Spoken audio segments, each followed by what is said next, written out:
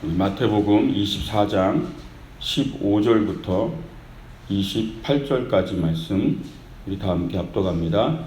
그러므로 너희가 선지자 다니엘이 말한 바 멸망에 가증한 것이 거룩한 곳에 선 것을 보거든 그때에 유대에 있는 자들은 산으로 도망할지어다. 지붕에 있는 자는 집 안에 있는 물건을 가지러 내려가지 말며 밭에 있는 자는 겉옷을 가지러 뒤로 돌이키지 말지어다. 그날에는 아이벤 자들과 젖먹이는 자들에게 화가 있으리로다.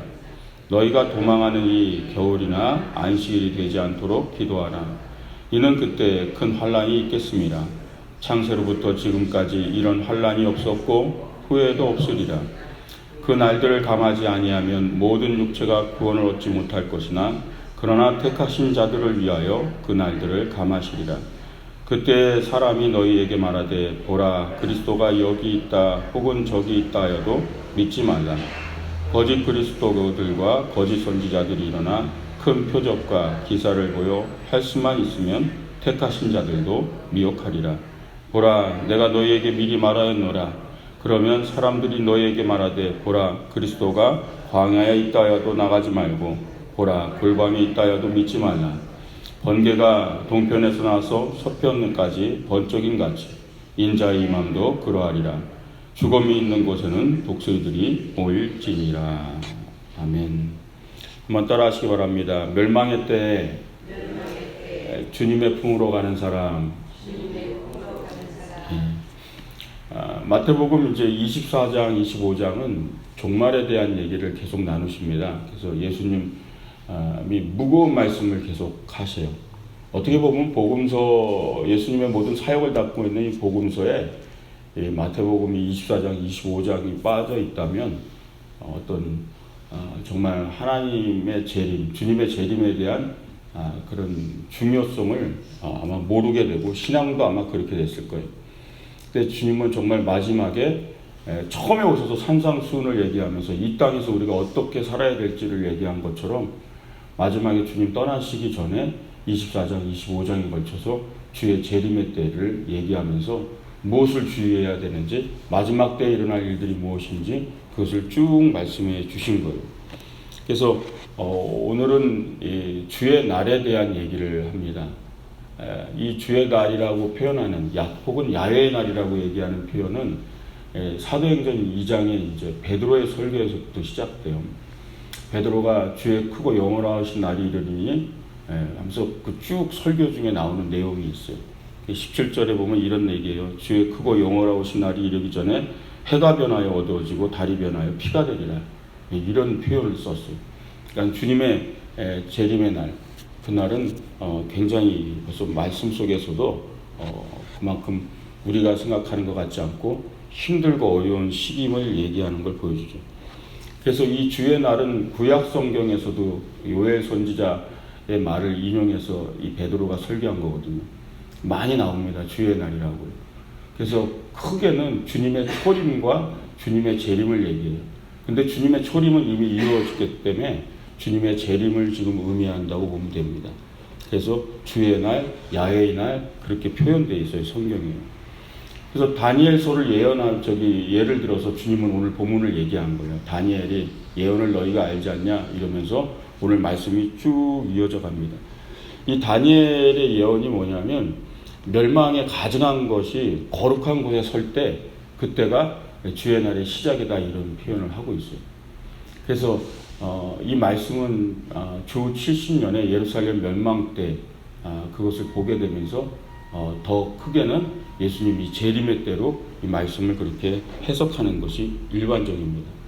그래서 그런 멸망의 때가 왔을 때 너희가 어떻게 해야 될지를 주님은 쭉 얘기하시는 거예요. 그래서 오늘 14절, 15절, 16절 보면 그러므로 너희가 선지자 다니엘이 말한 바 멸망에 가증한 것이 거룩한 곳에 선 것을 보거든 그 가로에 읽는 자는 깨달을진저 이렇게 되어 있죠.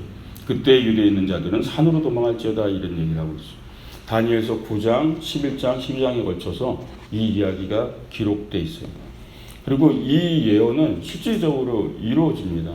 그래서 멸망에 가증한 것, 가장 표현하는 것은 뭐냐면 로마를 얘기해요.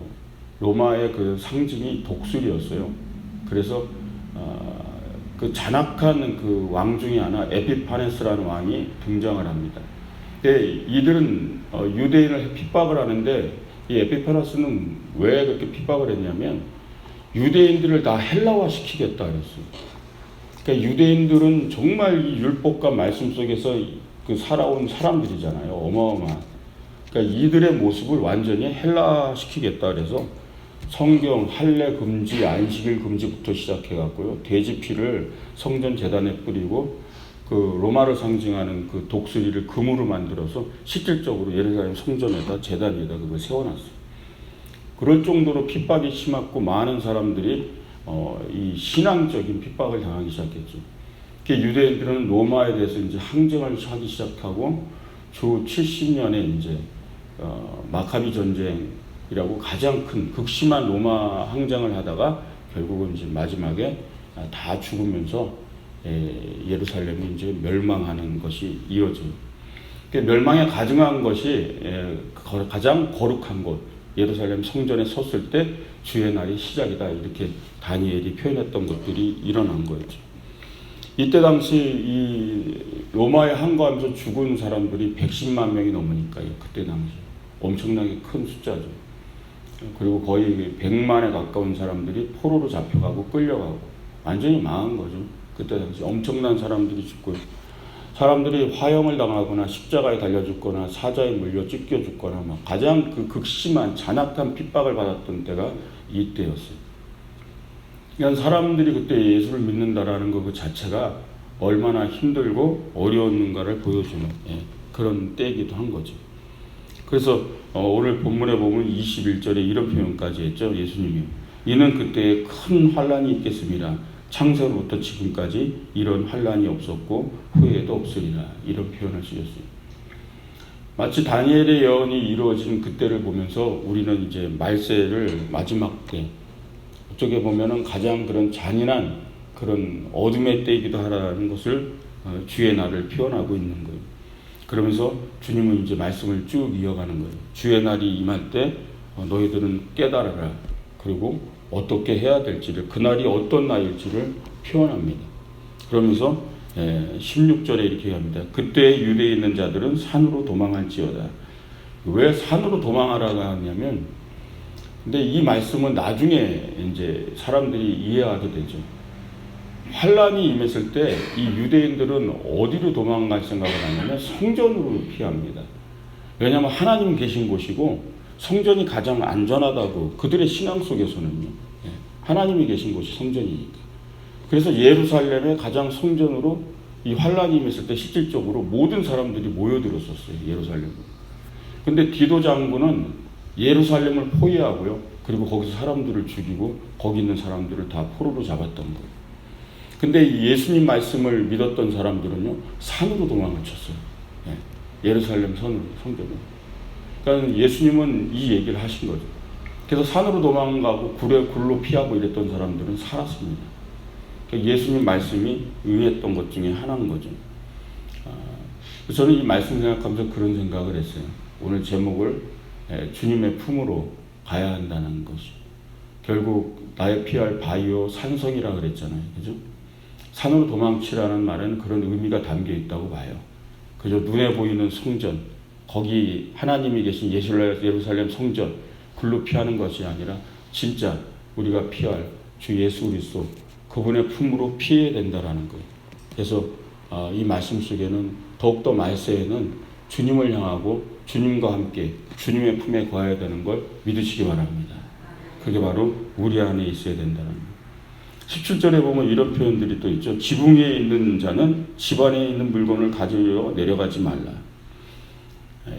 이 급박성을 얘기하는 거예요. 이스라엘의 지붕은 이렇게 우리가 보통 하는 이런 지붕이 아니고요. 평평한 지붕이에요. 그래서 지붕에 올라가서 기도도 하고 쉬기도 하고 그래요. 그래서 베드로가 지붕에 올라가서 기도할 때 하나님께서 이방인에게 복음을 전하라는 그런 사인을 주시잖아요. 그리고 지붕에서 이렇게 중풍병자를 달아내렸다 그러잖아요. 그만큼 지붕이 평평하고 그런 곳이고 거기서 많이 사람들이 쉬기도 하고 올라가고 이렇게 지내기도 하는 곳이. 근데 환란이 임하는 마지막 때가 되면 지붕에 있다가 집 아래로 내려가지도 말란 얘기예요. 보통 환란이 임하면 우리는 뭐 비상식량도 챙겨야 되고 내려가서 급박한 비상용품들을 챙겨야 되잖아요. 그럴 시간도 없다라고 얘기하는 걸 얘기하는 거예요. 그만큼 마지막 때가 얼마나 긴박하게 전개되는가. 그 말씀은 계속 반복적으로 이어가요. 그래서 18절에도 얘기합니다. 밭에 있는 자는 겉옷을 가지러 뒤로 돌이키지 말지어다. 근데 여기 성경에 보면 이 속옷과 겉옷이요. 그러니까 이게 우리가 생각하는 것으로 생각하면 안 되는 게 이너웨어 하잖아요. 속옷이요. 그러니까 이스라엘 사람들의 속옷은 이너웨어가 아니에요. 그러니까는 이 겉옷이요. 지금 입고 있는 우리가 생각하는 이게 속옷이고요. 이들이 얘기하는 겉옷은 뭐냐면 추위를 이기려고 담요처럼 이렇게 입는 겉옷이 있어요. 잠잘 때도 쓰고요. 추위를 이기게 덮는. 그게 겉옷이고 이게 속옷이라고 보시면 돼요. 그래서 예수님께서 그 팔복에 강의할 때 하잖아요. 누가 그 겉옷을 달라 하면 속옷까지 내어주라 그러잖아요. 누가 이너웨어를 주면 받겠어요. 내가 입은 속옷을 누가 그거를 가져가겠냐고. 그러니까는 그 속옷이 아니에요. 이스라엘 백성들. 그래서 겉옷이 되게 중요합니다. 추위를 견디고. 그래서 누가 겉옷을 달라 하면 속옷까지 내어줘라. 그 속옷이 그 속옷이. 안에 있는 이런 우리가 생각하는 이너웨어가 아니에요. 근데 지금 환란이 임하면 이 사람들은 뭘 챙겨야 되냐면 뭐요? 밭에서 일하다가 이 옷을 입다가 겉옷이 필요한 거죠. 겉옷을 가지러 돌아가지도 말고 그냥 도망치란 얘기예요. 그만큼 임박성을 주님은 계속 표현해 주는 거예요. 이 사람들이 깨달을 수 있도록 이들의 문화 속에서 필요한 말들로 지금 주님은 계속 설명하고 있는 거예요. 그리고 19절에도 그날에는 아이된 자들과 젖먹이는 자들에게 화가 있으려다. 사실 임산부요. 아이를 가졌을 때의 시간과 그 아이를 낳아 젖먹이를 안고 있을 때의 시간이 어쩌면 가장 행복한 시간이고 축복의 시간이죠. 근데 그날이 오히려 그들에게는 화라는 거죠. 임산부들은 더 도망하기 어렵고 젖먹이를 가진 사람들은 더 도망치기 어려운 그런 이 말세의 징조들을 계속 얘기하고 있는 거예요. 그러면서 20절에 너희가 도망하는 일이 겨울에나 안식일이 되지 않도록 기도하라. 그 환란 날이 겨울이면 더 극심하잖아요. 그리고 안식일이 되지 않도록. 안식일이면 이들은 도망칠 수 없거든요. 움직일 수 없습니다. 실질적으로 마카비 전쟁 때도 이들이 안식일 날 전쟁을 하지 못한다라는 약점을 알고 안식일에 공격을 했어요. 포위를 하고. 이 유대인들이 얼마나 고지식하냐면요. 싸우지 않습니다. 안식일이라서. 엄청나게 죽습니다. 그래서 마띠아라는 그 마카비 혁명에 주도하던 사람이 그러죠. 우리 안식일에도 이제 싸워야 된다. 나중에 안식일에도 싸웁니다. 한거하고. 그러다가 결국 다 죽죠. 마사다 전투에서 전부 다 죽고 갑니다. 이 마지막 때를 주님이 쭉 얘기하시면서 얼마나 그 환란 날이 급박한가를 설명한 거예요. 긴박한가. 그러니까 쉽게 얘기하면 대비할 수 없다는 얘기죠. 그 표현을 계속하고 있는 거예요. 미리 우리가 하나님 안에서 늘 주님 안에 그 품 안에 거하면서 주님과 동행하면서 함께하지 않으면 그때 가서 대비하기가 어렵다라는 거죠. 그 정도로 긴박한 표현을 하는 거예요. 그리고 24절에 이렇게 하죠. 거짓 그리스도와 거짓 선지자들이 일어나 큰 표적과 기사를 보여 할 수만 있다면 택하신 자들도 미혹하리라. 택한 자들도. 그러니까 주님을 믿는 자들도 미혹할 정도의 큰 표적과 이사를 일으킨다는 얘기예요. 근데 이게 제일 사실 큽니다. 지금도 신앙생활하면서 어디서 무슨 이적이 있다, 표적이 있다, 어떤 사람이 어떤 신령한 그런 은사가 있다, 어떤 주의정이 왔는데 신령한 은사를 가지고 있다, 예언을 하는데 다 들어맞는다, 이런 막 많은 것들이 금방 현혹됩니다. 금방 현혹돼요. 왜? 말씀이 없어서. 하나님 말씀을 정확하게 체계적으로 세워져 있지 않으니까 그저 그런 표적에 금방금방 휘두르는 거예요. 그런 모습만 하나 보이면 저 사람은 뭐가 있는가 보다. 능력이 있는가 보다. 어쩌면 말세가 가까울수록 우리가 생각하지 못한 그런 더 큰 표적과 이적이 나타나는 일들이 일어날 수도 있어요. 그러나 표적과 이적에 집중하는 것이 아니라 하나님 말씀을 깊게 보면 주님이 얘기하신 말씀들을 통해 우리는 분별을 할 수 있는 거죠. 택하신 자들까지 미혹하리라. 저는 이미 시작됐다라고 봐요. 그것이 신천지의 등장이라고 보기도 합니다. 저는. 믿는 사람들만 전도하잖아요. 믿는 교회에 와서 전도를 해요. 신천지는. 예. 여의도 교회에 보면요, 그 교회 와가지고서 믿는 자들을 미혹한다고. 믿는 자들을 안 믿는 자들한테 가지를 않아요. 벌써 사인이라는 거죠. 이런 말세를 향한 사인들이 보인다는 거죠. 우리가 세상 가운데 살면서 미혹되지 않으려면 늘 주님의 품 안에 거하시길 주의 이름으로 축원드립니다. 시간이 없는 거예요. 이 말세의 이 주님의 표현을 읽으면 내가 그때 이미 주님의 품 안에 있어야지. 도망칠 여유도 피할 여유도 어떤 그런 급박함. 그때 가서 내가 하나님을 향해서 그때 가서 주님을 향해 그럴 시간도 없을 정도의 급박성을 얘기하는 거예요. 마지막에 이제 28절에 이런 표현을 하시죠. 죽음이 있는 곳에는 독수리들이 모일지니라. 아까 얘기했듯이 독수리요. 로마를 상징하고요. 로마 군병을 상징합니다. 실질적으로 독수리 그림을 그린 깃발을 들고 진격을 해왔고요. 이 로마 군들. 근데 이 죽음이 있는 곳에 독수리들이 모일지니라. 이 독수리들 중에는 이제 이글이라고 그러죠. 그리고 콘돌이라는 독수리가 있어요. 근데 이글이라는 독수리는 시체를 먹지 않아요. 근데 콘돌이라는 독수리는 시체만 뜯어먹어요. 그러니까 그 큰 콘돌이라는 독수리가 날면 시체가 있는 거예요. 죽은 시체가 있거나 죽음이 있는 거예요. 그러니까 이치라는 거예요. 썩고 죽고 냄새나는 곳엔 뭐요? 독수리가 모인다고요. 마찬가지로 그 말씀이 비유였던 거예요. 예루살렘이 썩고 부패되고 썩은 내가 진동하니까 독수리가 모였다고요. 실질적으로 로마 군병들, 독수리를 상징하는 그들이 다 포위해서 멸망당하고 많았던 거죠. 그 표현 속에 모든 의미를 담고 있다라는 거죠. 결국 우리에게 주는 말세의 말씀도 마찬가지예요. 이 사회가 썩고 이 사회가 냄새나고 이 사회가 부패되면 결국 뭐요? 독수리가 모인 것 같은 뭐요? 심판이 임한다라는 뜻이에요. 그게 주님의 말씀이세요. 말세에. 결국 우리가 해야 될 일이 무엇인지를 알아야 되는 거죠. 이 사회가 더 이상 부패되고 썩고 냄새나는 곳에서 함께 있는 것이 아니에요. 우리는 멸망의 때를 바라보면서 주님이 마지막에 십자가에 달리시기 전에 이 두 장에 걸쳐서 왜 종말을 얘기하면서 우리에게 무슨 경고를 주셨는가를 깨닫고 항상 주님 품 안에 거하는 것이 멸망의 때를 준비하는 사람인 줄 믿으시기 바랍니다. 그래서 늘 주님 안에 거하려고 해야 되는 거예요. 늘 하나님 안에 있으려고 하고 내가 주님 품 안에 있느냐 주님 품 밖에 있느냐. 주님 품 밖에 있다간 시간이 없다는 얘기야. 멸망의 때는 그 긴박하다는 거예요. 그때 가서 자녀 구원하고 그때 가서 남편 구원하고 그때 가서 친구들 구원하고 시간이 없다는 거예요. 그 긴박성을 얘기하고 있는 거예요. 겉옷을 가져러 가지도 말고 지붕에서 아래로 내려가지도 하지 말고 그럴 정도의 긴박성을 표현하면서 주님은 우리에게 미리 얘기해 주시는 거예요. 늘 항상 주님 품 안에 거하시기를 주의 이름으로 축원드립니다.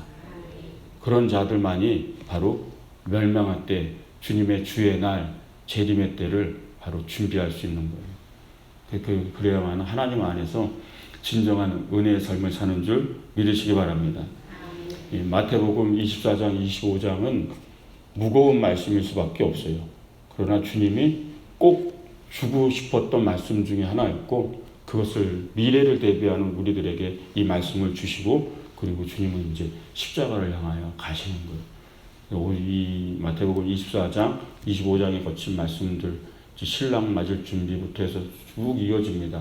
그 종말에 대한 마지막 말씀들을 나눌 때 마음에 새기면서 주님이 현세에 대한 말씀만을 주신 것이 아님을 꼭 가슴에 새기면서 우리가 오늘을 찾는 삶의 태도를 어떻게 해야 되는가. 가장 중요한 것은 뭐죠? 주님의 품 안에 있는 것. 정말 주님과 가깝게 있으려고 노력하는 것. 그게 우리의 신앙이 될 줄 믿으시기 바랍니다. 기도하겠습니다.